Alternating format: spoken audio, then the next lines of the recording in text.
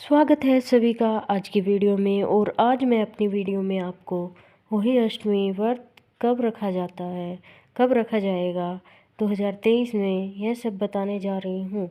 अष्टमी का व्रत संतान की लंबी आयु और खुशहाल जीवन की कामना से किया जाता है। संतान की इच्छा रखने वाले लोगों के लिए यह व्रत बहुत ही उत्तम माना गया है। इस साल होली अष्टमी का खास योग बन रहा है, जिसके चलते इस व्रत को करना बहुत ही खास माना जा रहा है। और यह व्रत कब मनाया जाता है, तो अब इसके बारे में जानते हैं। करवा चौथ के 4 दिन बाद होली अष्टमी का व्रत रखा जाता है। संतान की लंबी आयु सुख सौभाग्य के लिए उत्तम है और संतान की इच्छा रखने वाली महिलाओं के लिए भी यह बहुत शुभ और फलदायी होता है। यह व्रत हर साल कार्तिक मास के कृष्ण पक्ष की अष्टमी तिथि को रखा जाता है। इस साल यह तिथि 5 नवंबर को पड़ रही है। अष्टमी तिथि 4 नवंबर मध्य रात्रि से शुरू होगी, लेकिन 5 नवंबर को रात 3:19 पर समाप्त होगी। अर्थात ऐसे में 5 नवंबर को यह व्रत रखा जाएगा। रवि पुष्प शुभ संयोग बन रहा है। इस शुभ योग में व्रत रखने से अच्छा फल प्राप्त होता है और तारों को अर्घ देकर यह व्रत खोला जाता है। तो अब जानेंगे अष्टमी पर क्यों होता है राधा कुंड में स्नान और उसका क्या है महत्व। बताया जाता है कि पौराणिक मान्यता के अनुसार जो महिला बांझ होती है या उसे संतान प्राप्ति नहीं हुई है, अगर वह कार्तिक मास की कृष्ण पक्ष अष्टमी पर रात 12 बजे राधा कुंड में जोड़े के साथ स्नान करते हैं तो उन्हें पुत्र रत्न धन की प्राप्ति होती है और उनकी गोद खुशियों से भर जाती है। तो चलिए अब सुनते हैं। कथा के अनुसार एक साहूकार के 7 बेटे और एक बेटी थी। एक दिन उसकी बहुएं और बेटी आंगन की लिपाई कर रही थी। लिपाई करते समय साहूकार की बेटी की खुरपी से साहू के बच्चे मर गए तो साहू ने नाराज होकर बोली, जिस तरह तुमने मेरे बच्चे मारे हैं मैं तुम्हें निसंतान कर दूंगी, अर्थात मैं तुम्हारी कोख बांध दूंगी। यह बात सुनकर साहूकार की बेटी डर गई और वह अपनी सभी भाभियों से कहने लग गई कि भाभी, तुम मेरी जगह अपनी कोख बंधवा लो। सभी भाभियों ने कोख बंधवाने से मना कर दिया, लेकिन छोटे वाली भाभी ने कहा, ठीक है, मैं अपनी कोख को बंधवाने की अनुमति देती हूँ। तब से बहू को जो भी संतान होती वह 7 दिनों में मर जाती थी।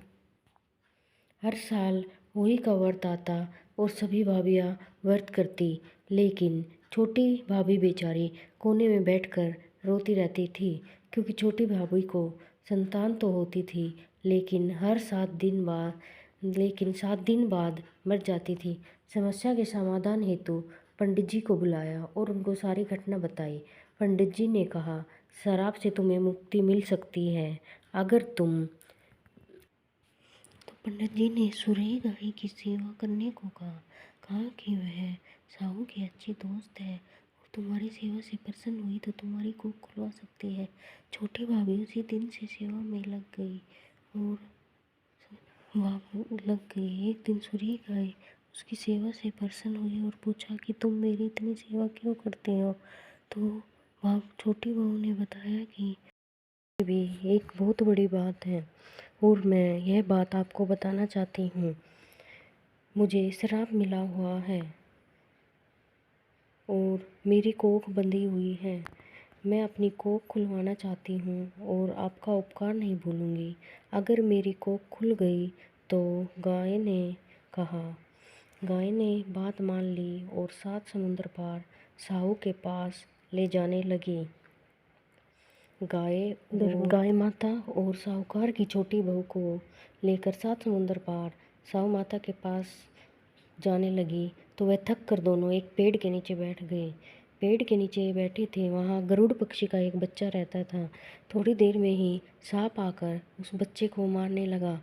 यह सब देखकर साहूकार की बहू ने उस सांप को मार डाला और गरुड़ पक्षी के बच्चे की जान बचा ली।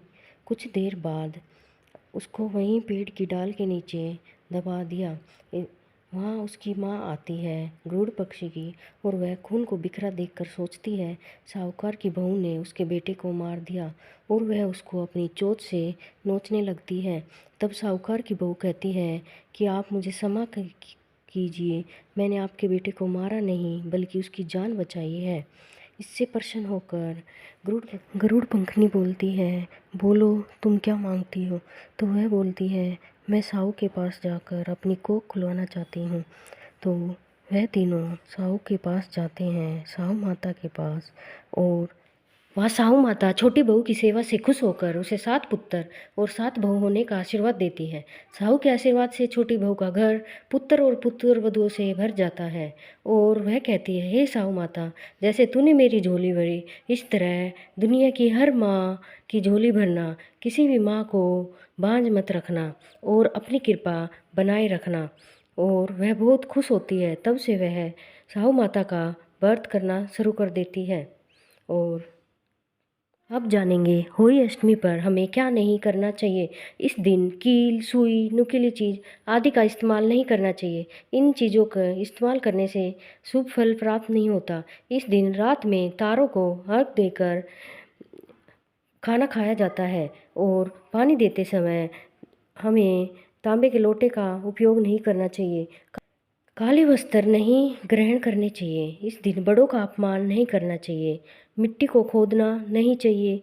पूजा करते समय अपने बच्चों को पास लेकर बैठना चाहिए ताकि माता की कृपा माँ और बेटे दोनों पर बनी रहे। और सबसे लास्ट और सबसे ज़रूरी कार्य जो हमें होली अष्टमी वाले दिन सभी माता बहनों को करना चाहिए वह यह है कि इस दिन भगवान शिव और माता पार्वती को दूध का भोग लगाना चाहिए। शाम को पीपल के पेड़ पर दीपक जलाना चाहिए। इस दिन सोने से बचे, अन्यथा परेशानी हो सकती है। इस वक्त के दौरान रात में जागकर भगवान का भजन करना चाहिए।